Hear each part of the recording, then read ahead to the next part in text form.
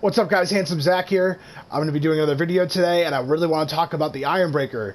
As you can see, I have the 100 game helmet. I've played a lot of Ironbreaker. It's a great class, especially for people who are just starting the game. If you want to play a class that's a little more forgiving so you can learn how to mitigate damage better, I strongly recommend the Ironbreaker. The only thing I can say, though, is a word of caution.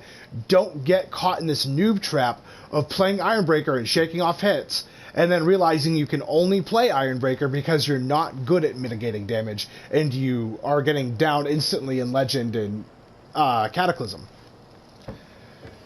We're going to talk a little about the talents over here on the right. Sorry, not the talents, but the built-in abilities here, what's baked into the kit. Starting off, the passive ability is Gromreel Armor, sorry. And that is completely absorb one hit every 20 seconds, which is absolutely huge. When you go into higher difficulties, there's plenty of things that can one-shot you, or get pretty close. Actually, I wouldn't say one-shot on the Ironbreaker, but there's plenty of things that can really mess you up in Legend and Kata, so being able to shrug off one hit is absolutely tremendous at any difficulty, I guess.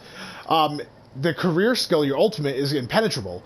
Barden taunts all nearby man-sized enemies, gains increased defense, and can block any attack for the next 10 seconds. Now, I want to talk a little bit about the wording in this. Man-sized enemies in Vermintide pretty much rules out anything Chaos Warrior sized or bigger. So you might pull a Chaos Warrior just for the stagger effect of the taunt, and just because you're already close enough to have aggro anyway.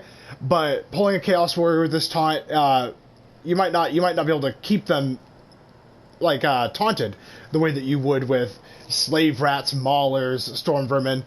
And the word any is used pretty usefully when they say block any attack. It doesn't really mean block any attack. What it means is that your stamina will be infinite for that 10 seconds.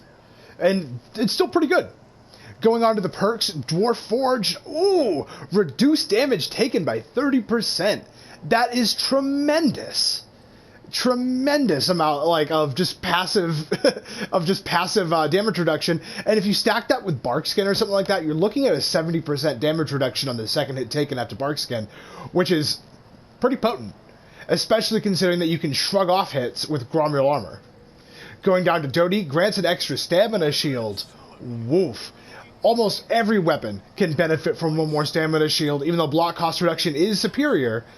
But so there's some weapons out there that combo really well if you can use your push attack, which uses up a stamina shield. Down to the last one, Resilient. Decrease stun duration after getting hit by an attack by 50%. Woof. That is fantastic. That's less aim punch, mostly, and the time you take after getting just absolutely slammed by a Chaos Warrior to, reel and come back. I mean, that's so fast. 50% faster than everybody else is so strong. As a matter of fact, I think it'd be a strong class even without that ability. We're going to go right into the talents, and we got Rockbreaker. On level 5 here, staggering enemies with a melee attack grants temporary health. Health gained based on stagger strength. Now, this is really nice, and you're probably going to find yourself running this quite a bit more often than the other two, because a lot of Barden's strongest weapons have great stagger. And we'll talk about that here in a minute. Grudgeborn. Melee killing blows restores temporary health based on the health of the slain enemy. Now, this is definitely a pretty good one, especially if you're running the one-handed axe. Actually, even the two-handed axe can benefit from this tremendously. The only reason why I typically don't is in most games, I'm not going to be the guy who's killing elites. That'll probably be the Shade, the Grail Knight, Bounty Hunter sometimes, Battle Wizard. I mean, the Battle Wizard, geez. But anyway, it's definitely good, but if you're not planning on killing the elites to get those nice big temp HP balloons they are, then it might be worth skipping. And then we have Hearthguard, which is your heal share, your basic heal share ability, and I usually do so I'm gonna put that in there real quick. It's honestly, guys, just build your own temp HP. Don't get stuck doing that. It's good if you're with a coordinated team and it's all working out, but really, I would just rather generate my own temp HP.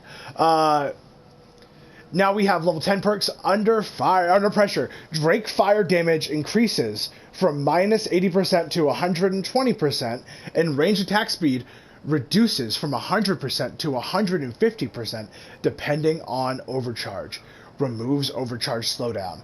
Now, this is huge if you're into Drake Fire weapons, and if you're not, I would just skip it, because over here we have Blood of Grimnir, which is what I usually run. I was doing a Drake Fire thing a little while ago, sorry. And that is, each nearby ally increases power by 5%. Now, the reason why this is so good in my mind is that if you have 3 allies, it's a 15% buff right there. And that could definitely help you reach awesome breakpoints to get one-shot body shots off one of the specials, to deal with elites faster, and actually anything faster. A 50% power buff flat is strong. Going on to Rune Etched Shield, speaking of power buffs, blocking an attack increases Barden's power and that of nearby allies by 2% for 10 seconds, stacking up to 5 times.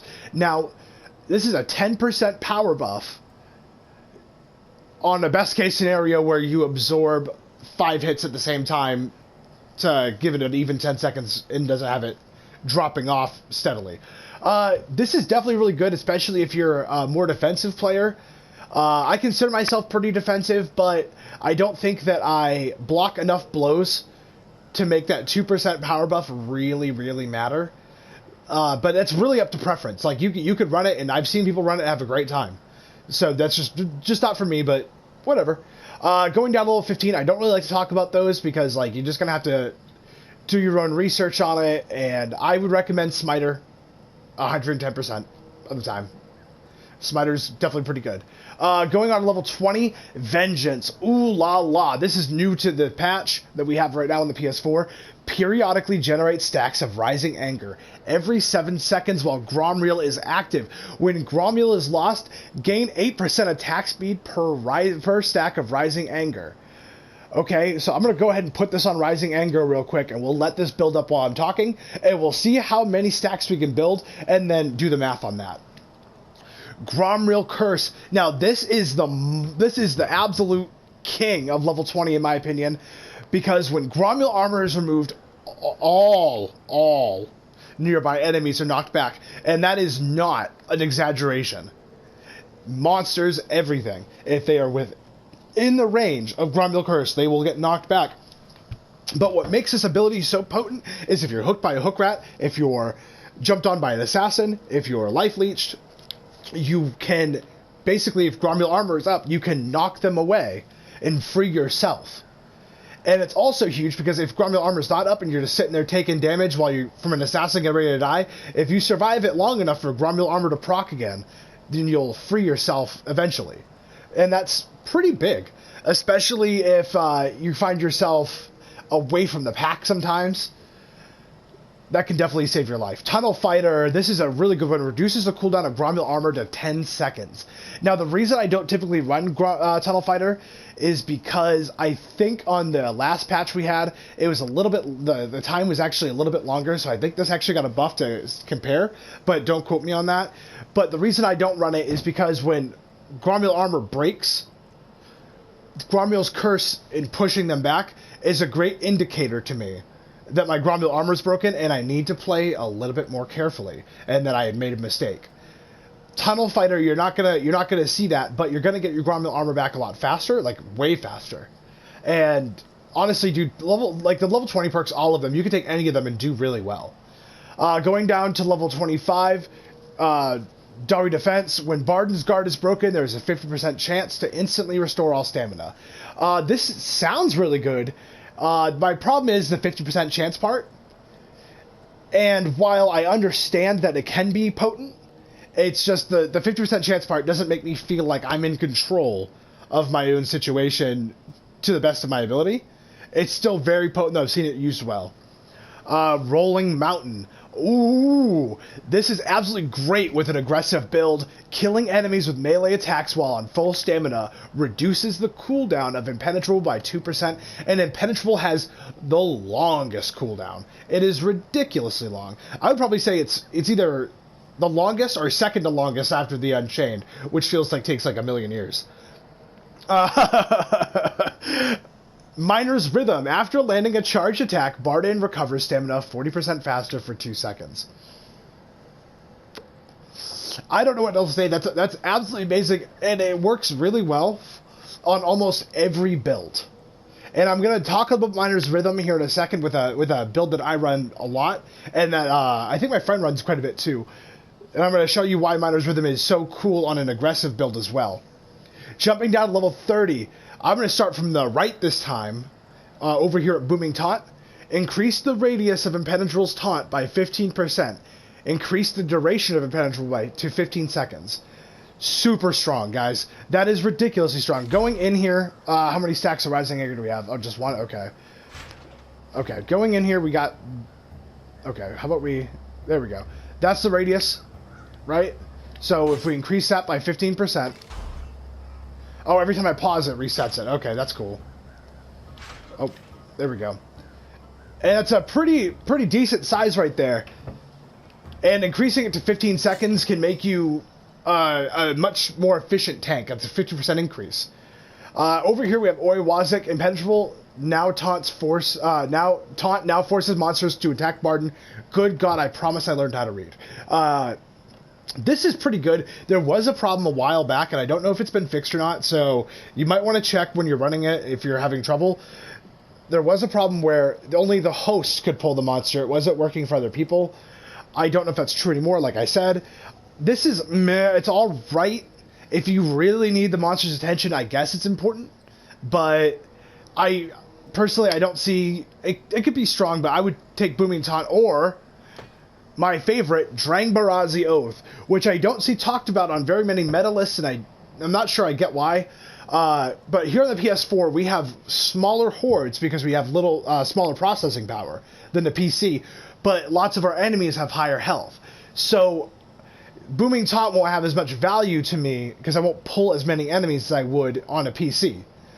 Drangbarazi Oath, though, giving nearby allies a 20% power buff for 10 seconds is enormous, guys. That's like basically...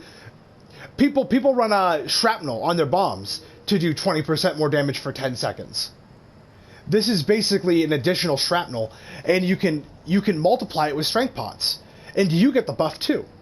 So if you're in a tricky situation, you pop that ult, you are going to pull enemies away from your allies and make all of you stronger to take them out, which in my mind is absolutely fantastic. Some people might not agree, but like I said, all of these abilities down here are worth something. So there's no wrong answer here. All right, we're going to go over to weapons. If you are running staggers, I highly recommend you take a shield. I'm going to show you a little bit about shields here in a second, or the hammer, or the single hammer, or the dual hammers. Hammer, hammer, hammer. And the axe can actually get it in too pretty well. If you're running melee killing blows, I'd highly recommend the two-handed axe or the one-handed axe, because they've got great damage. Now, let's see here. For ranged weapons, the crossbow can be pretty efficient. I'm really liking the handgun because it's reaching breakpoints on body shots, not headshots. And that's absolutely fantastic for when you need to kill a special on the fly. But the crossbow, you'd overall have a little bit more ammo and it's a little faster. So that might not be so bad. I wouldn't recommend the Grudgebreaker, and the reason why is that the Ironbreaker doesn't really bring a whole lot into the game as far as ammo regeneration goes. So you're going to have 16 shots that will kill a couple Plague Monks or some enemies in the Horde, like a couple mixed up Slave Rats or Chaos enemies, but to me it just doesn't seem very beneficial. If I wanted to Horde clear with a ranged weapon, I would talk to you about those Drakefire pistols. Now, the Drakefire pistols are absolutely fantastic because with under pressure, I mean, look at that. That's even against armor. Let's bring this back down real quick. And they've got this awesome shotgun blast that still works with barrage to clear out shitloads of enemies. No joke. And you can still run it effectively without under pressure. Blood of Grimnir increasing your power by 15% when holding those is still very strong.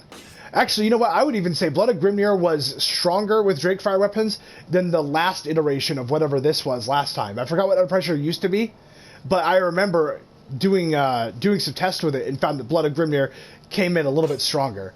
So you could definitely have a viable build. The Drake Gun's great for clearing out massive waves of enemies. You can even deal with armored enemies. Probably not so well with Chaos Warriors because that's fire damage, and fire damage doesn't really do much to them or anything really most of the time. But the problem with the Drake gun is you are killing things so fast and so efficiently that you were kind of stealing temp HP from the team in some cases. But in other cases, it can be ridiculously strong, as you will see in my Ironbreaker video, the Drake Fire Blight Reaper trilogy I'm doing. So you're going to see the absolute power of the Drake gun. It is just ridiculously strong. And I'm going to talk a little bit about the things you can do with the weapons, and then we're going to cut it right there. So if you're running the Axe and Shield, helpful hint is Light 1 and Heavy 2.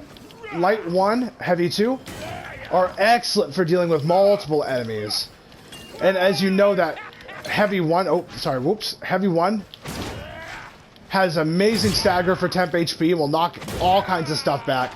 And of course, you got your regular little shield bashes, those are nice. Now, I want to talk a little bit about this Great Axe with the Miner's Rhythm talent, and yeah. So what I like to do if I'm in a horde is you got these big sweeps here, right? Those nice big sweeps. Now, this doesn't deal as much damage. I've taken a look at it. The damage isn't as higher than the Great Hammer on hordes, but not so much on armor. But the cool thing about this is, if you're running this axe and you're cleaving through hordes, and you hit that charge attack, see my Miner's Rhythm coming up there? Huge boost. So if you do a push attack, you can still cleave, not for tremendous amounts of damage, mind you, but with that stamina coming back faster, you can block, push attack, and get right back in there super easy. And you've still got Gromule armor on, so if you're opening yourself up to attacks, you'll be able to knock them back nice and fast. So it looks like the Rising Anger stops at 5. Let's give it 1 Mississippi, 2 Mississippi, 3 Mississippi, 4 Mississippi, 5 Mississippi, 6 Mississippi, 7 Mississippi. Yeah, that's not changing. Okay, so 5 times 8, a 35% increased attack speed, which would be absolutely huge, especially for running like the dual hammers. That would be really nice, actually. Or actually anything, really. The Great Hammer here has awesome stagger, as I'm sure many of you can probably guess. Oh, maybe it doesn't have higher armor damage.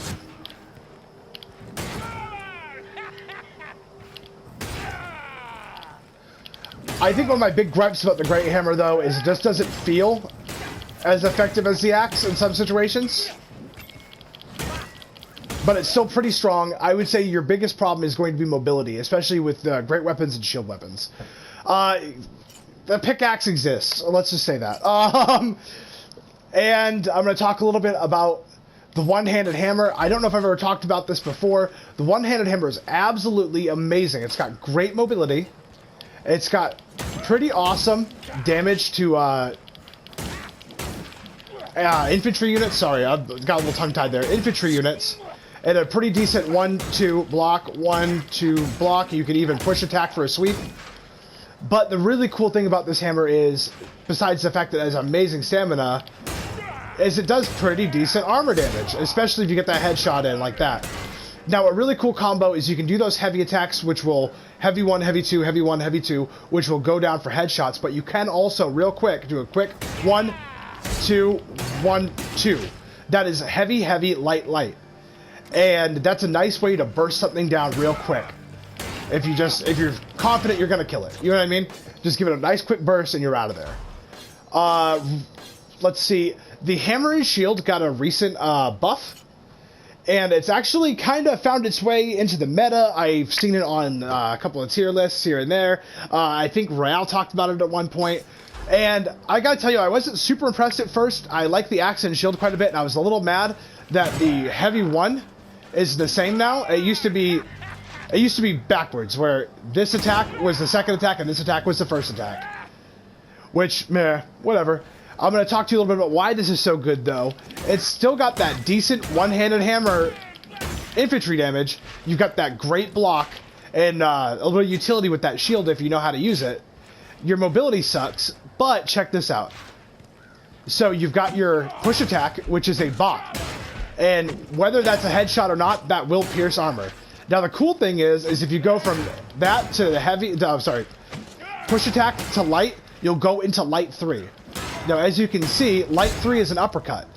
The uppercuts have a higher crit chance in this game, and the uppercut for the hammer here, as you saw with the one-handed hammer with that 1, 2, 3, 4 combo I just showed you, is armor piercing. So, you could try for a combo that looks a little bit like this. Sorry. Just like that, over and over again, and you've got the stamina for it, and you can do something like this. Knock an enemy away from their group. Sorry. Knock an enemy away from their group. Hit. And that's absolutely huge. If you want to separate a Storm Vermin from the pack and just beat the brakes off of them, go for it. All day, every day. Let's see. Do I have any more weapons and stuff to talk about? I don't know. You'll have to forgive me if I'm talking a little fast. I'm just really, really excited, and I've had a lot of coffee. And, the dual hammers, there's really not much to say. I will talk about the dual hammers real quick. They are absolutely excellent for dealing with infantry. Now, this huge arc right here, you'll see enemies falling to the wayside all around you. Now, as far as armor damage goes, they're actually not terrible. I mean, not great either, but not terrible. Like, you could still get it in with this. Now, one really cool trick you can do to get the armor pierce in is a bop combo. And the bop combo looks a little bit something like this. It's push, light. Push, light. Now, as you can see, that push will pierce armor. And that light will go for the head and pierce armor. So you can definitely stack that headshot damage bonus up. And I think that's all the helpful hints I have for you with that. Yeah. And that's the Ironbreaker, guys. I mean, it's absolutely fantastic, and I recommend it whether you're new or you're a veteran to the game. Just beautiful, beautiful class. Maybe even a little too strong sometimes. Have a great day, guys. I hope you're staying safe out there. And I hope you really enjoy the kata video that I did for this. I know it's a little long. I broke it into a 3-parter. And I promise you it's definitely some good gameplay.